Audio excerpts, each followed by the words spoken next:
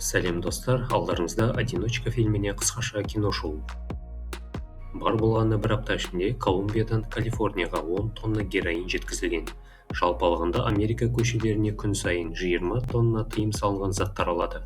Тихуанада федералдық полиция мен есірткіге қарсы күрес басқармасы түнгі клубқа рейд жасауға дайындалып жатыр. Ол жерде кешті колумбиялық Лусера ұйымдастырған. Ол Америка құрама штаттарына заңсыз зат тасымалдайтын ең ірі арнаны құрған. УБН бұл қылмыскерді 7 жыл бойы іздеген, себебі Лусера ешқашан бір орында 2 түн қатарынан тоқтамайтын. Полицейлер күзетшілерді үн-түнсіз жойып, залға жарық дыбыстық гранаталар лақтырады. Қақпа кесіліп ашылды, ал қалған күзетшілер оққа ұшты. Алайда Лусера қашып үлгеріп, қосалқы беріске қарай жүгіреді. Жертөледен көшеге шыққан бойда бандит көлікке секіріп мінді. Оның соңынан жаяу тек Ветер ғана қуады. Агенттің жолы болды, көлік кептеліске тап келеді. Ол бір сыбайласын есінен тандырып, беделді қылмыскерге шолақ мылтық кезенеді. Ты даже представить не можешь, какую совершаешь ошибку. Так будет только хуже для всех. Операция сәтті өтті, Лусера ақыры қолға түседі. Енді Ветер мен оның серіктесі Хикс бетперделерін шешіп, үйлеріне қайтуға мүмкіндік алды. Тақырбас әйеліне ертең ғана келетінін өтірік айтып, оған тосынсый жасауды ойлайды. УБН басшысы енді бәрі өзгереді деп мәлімдеді. Олар картельге ауыр соққы жасаған еді. Бірақ Айдахар сол сәтте ақ жаңа бас өсірді. Мексиканың Мехикали қаласында Лусераның адамдарына басқа картель шабуыл жасайды. Енді бұл аумақ Эль Диаблоның жері болатын. Кейін қаруланған жасақ тонна ұнтақ өндірілетін зертхананы басып алады. Лусера жасырын жолмен спутниктік телефон алып, Мексика үкіметіндегі өз адамынан қоңырау шалады. Осылайша беделді қылмыскер де, оны тыңдап отырған агенттер де оның бүкіл бизнесін қатыгез бәсекелес басып алғанын білді. Одан кейін Лусера өзінің оң қолы Сантосқа хабарласып, өзін сатып кетпеуін өтінеді. Олар отбасы болып қалуы тиіс еді. Сол күні жемқор прокурор өлтіріледі. УБН агенттері сәтті операцияны тойлап отырған кезде осы қанды хабарды естиді. Сол кеште Ветердің мерекесіне оның геттодағы бомбалы хабатты досы да келді. Ал Мехикалиде Диаблоның адамы Хонда америкалық Джек Голливудпен кездеседі. Америкаға тауар жеткізуді ұйымдастыратын дәл осы адам еді. Бірақ алдымен олар УБНның мазасыз агентінен құтылу керек болатын. Жалдамалы кісі өлтірушілер тапсырысты алып, қонақтар тараған соң ұйықтап жатқан ерлі-зайыптылардың үйіне басып кіреді. Ветер жараланды, бірақ шабуылдаушылардың бірін өзі атып өлтіреді. Жан тапсырған жалдамалы, сен Диаблоға жете алмайсың деп сыбырлады. Ветер үйге қайта кіріп, әйелінің де ауыр жараланғанын көреді. Әйелі жылап жатып, оған уайымдамауын өтінді. Агент жедел жәрдем шақырып, есінен танып қалады. Ветер ауруханада көзін ашты. Ең алдымен әйелін сұрайды. Қасында оның ең жақын досы тұрған еді. Хикс Ветерға Стейсиді әлдеқашан жерлеп қойғандарын айтады.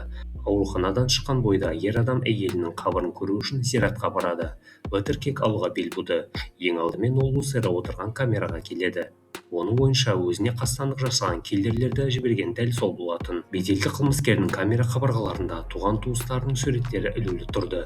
Ал өзі Ветерді байқамағанда кейіп танытады. Полицей ашуға булығып тұтқынға тым жақын келіп қалады. Я же просил. Я просто попросил у него сигарету. У меня есть сигареты. Ақыры Лусера тіл қатты. Ол Ветерға егер колумбиялық шынымен қаласа, агент әлдеқашан өлген болар еді дегенді меңзейді. Енді Ветер тапсырыс берушіні іздеуді ең төменгі сатылардан бастауға мәжбүр болды. Сондықтан ол бомбаға барып, ірі жеткізілімдермен кімдердің айналысатынын сұрайды. Бомба оңтүстік ауданның жігіттері туралы айтып береді. Түнде олар геттоға аттанды. Бомба өзімен бірге Капоне атты кішкентай итін ерте шығады. Капоне аудан ішіндегі барлық көліктерді искелеп жүріп, ақыры ішінде тауар жасырылған машинаны тапты. Жергілікті әйел полицейлерді көліктен қумақ болды, бірақ ішінде ақ ұнтақ салынған пакеттерді көргенде бірден тына қалады. Ол көліктің Монро есімді адамға тиесілі екенін айтты. Оны жұрт Передоз деген лақап атпен танитын.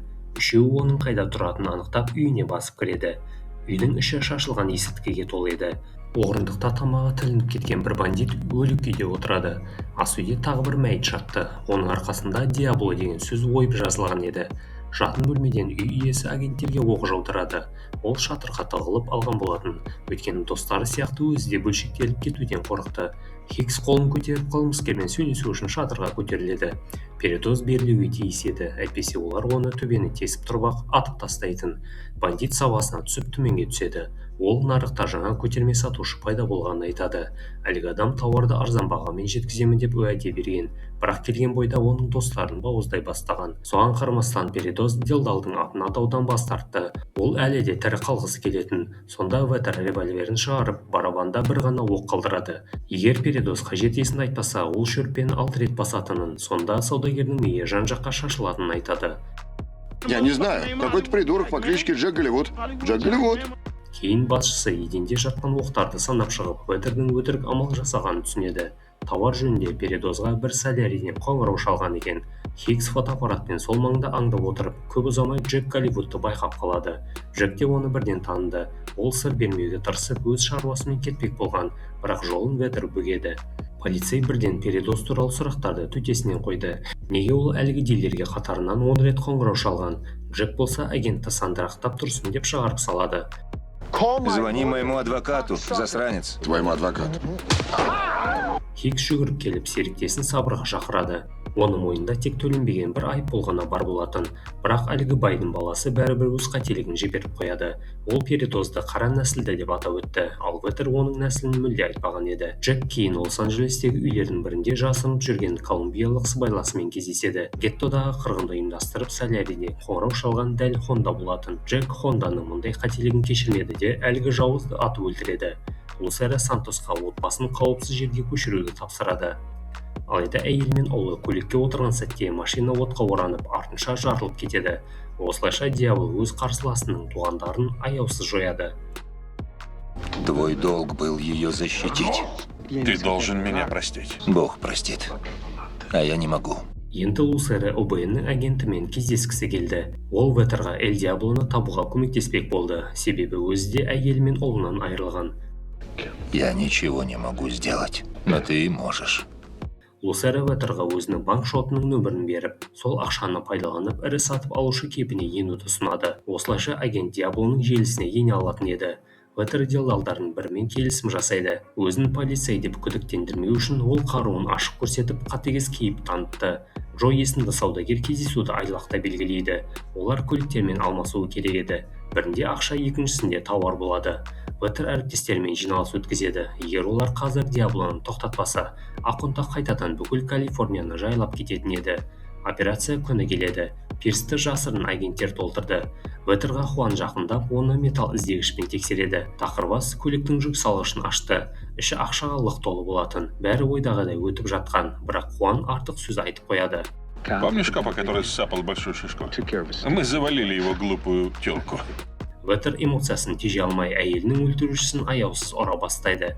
Дәл сол сәтте оқиға орнына полиция көлігі келіп тоқтайды. Бірақ оның ішінен полиция емес, полицей кейпіне енген мексикалық гангстер шығады. Ол Ветерді өлтіруі керек еді. Алайда әріптестері агентті қорғап қалады. Қу саудагер дереу тауар салынған көлікті жарып жіберіп, Ветерді атып тастауға әрекеттенді. Сөйтсе Пирсте мүлде кездейсоқ адам болмаған екен. Бір жартысы жасырын полицейлер, екінші жартысы бандиттер еді.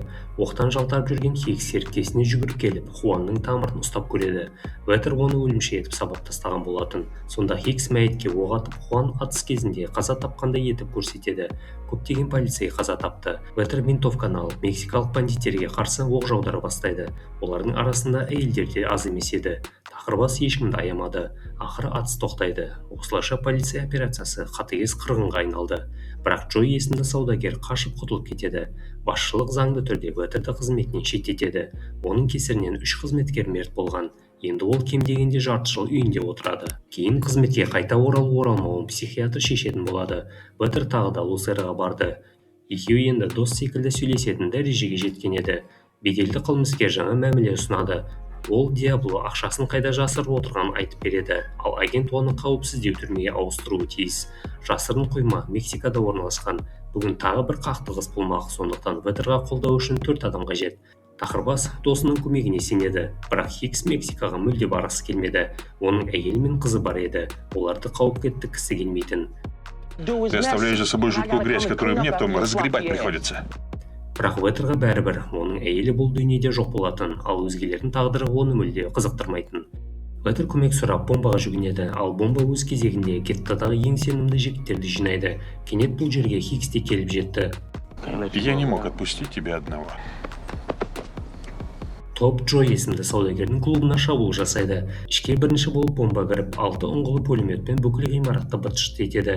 Ветер саудагерге шолақ мылтық кезеніп, оны жеткізушімен хабарласуға мәжбүрлейді. Тұтқаны Джек көтерді де ең сапалы тауарға арналған ірі тапсырыс алады. Олар мәмілені Мексикадағы шөл даланың қақ ортасында өткізетін болып келісті. Джек кездесуге бизнес-джетпен келеді, ал Джо жүк көлігімен жетті. Бірақ ол тауармен бірге Ветер мен Хиксті де ала келген еді. Джекті құмға тізерлетіп жатқызады. Ты хочешь сказать, что этот панк дьявол? Я не дьявол. Заткнись. Ол Диаблоның өзі болмаса да, оларды Диаблоға бастап бара алатын еді. Джек әдеттегідей дөрекілік таныта бастайды. Сол үшін оны аяусыз ұрып, тірідей көме бастады. Джек Диаблоны өмірінде бір рет те көрмеген. Ол тек оның тауарын сатып жүрген екен. Жылап жіберген Джек мәміледен кейін ақшаны апарып тастайтын орынды айтып береді. Оны ұшаққа қайта отырғызып, бәрін бұрынғыдай істеуді бұйырады. Қыша салынған қаптардың біріне бақылау құрылысын жасырын салып қояды. Мехикалиде Джекті мексикалық әскерлер күтіп тұрды. Олар бірден бірдеңенің дұрыс емес екенін сезеді. Америкалықтың беті көгерген, өзі де тым кешігіп келген еді. Басшысы Джекті өлтіруге бұйрық береді. Делдалдан құтылған соң сарбаздар ұшақтағы ақша толы сөмкелердің бәрін алып шығады. Серіктестер аэродром босап қалғанша күтіп отырады. Кейін ұшақтан секіріп түсіп, ұрланған көлікпен әскерилердің соңынан ерейді. Олар бұрын Лусера ұсталған түнгі клубтың жанына тоқтайды. Ветер ішке жасырын кіретін жол бар екенін жақсы білетін. Хикспен бірге олар байқайтпай клубқа кіреді. Хикс тыныштықана бір сарбазды өлтіріп тастайды. Кейін екеуі ақшаға толы бөлмеден өтеді. Алыс бөлмеде шамдардың арасында Лусераның оң қолы Матео Сантос отыр. Сонда Диабло деген осы ма? Почему ты убил мою жену? Ты думаешь, это я? Дәл сол сәтте бір сарбазы Ветерға арт жағынан шабуыл жасап, оны тұншықтыра бастайды. Осы кезде бізге басқа көрініс көрсетіледі. Лусера көңілді күйде басқа түрмеге ауыстырылып бара жатыр. Барлығы алдын ала келісілгенде жүзеге асқан еді. Ветердің көзін пышақпен ойып алмақ болғанда, жендет Хикстің оғынан алаңдап қалады. Тақырбас полицей қарсылық көрсетіп сарбазды пышақтап өлтірді де, жертөле арқылы қашуға тырысқан Сантосқа қарай ұмтылады. Жертөлені су басып кеткен еді, сондықтан жаулар су астында арпалыса бастайды. Ветер бірінші болып оқ атып Сантосты өлтіреді. Кейін өзі әрең дегенде баяғы таныс жолмен сыртқа шықты. Сыртта оны Хикс күтіп тұрады. Ол жалғыз өзі мексикалық әскерилердің көбін жойып жіберген еді. Жараланған екі америкалық қауіпсіз жерге қарай әрең қозғалды. Сол түні тұтқындар мінген автобусқа шабуыл жасалады. Қылмыскерлер картель басшысы Лусераны босатып алады. Беделді қылмыскер Ветерді алдап кеткен еді. Себебі дәл осы тақырбас агент оны басқа түрмеге ауыстыруды талап еткен болатын. Соған қарамастан Ветер берілмек емес еді. Ол Колумбияға Лусераның туған ауылына келеді. Ақсандап жүріп Ветер оның жасырын мекеніне жетеді. Қарт қылмыскер екі жас қыздың ортасында көңіл көтеріп отырған. Ол туыстарының өліміне бола қайғырып жүргенге мүлде ұқсамайтын. Өйткені оларды өзі өлтірген еді. Лусера америкалық аңғал жігітті байқап қалып, жанына отыруға шақырады. Беделді қылмыскер Грингодан қорықпайтын, өйткені айналасының бәрі өз адамдары болатын. Если бы ты не лез в мои дела, твоя жена была бы жива. Неужели ты думаешь, что можешь прийти в мои владения и убить меня? Бірақ Ветер бұл жерге Эль Диаблоны атып өлтіру үшін келмеген. Ол оны тұтқындауға келген болатын. Сөйтсе Лусераның күзетшілерінің көбі ОБН-нің агенттері екен. Сонымен қатар колумбиялық әскерилер қаланы шабуылдауға кірісті. Диаблоның ісін аяқтаған соң Ветер қайтадан әйелінің қабіріне барады. Ол оның кегін қайтарды. Осымен фильм аяқталады. Видео ұнаса каналға тіркеліп пікір қалдырып лайк басуды ұмытпаңыздар. Келесі кездескенше.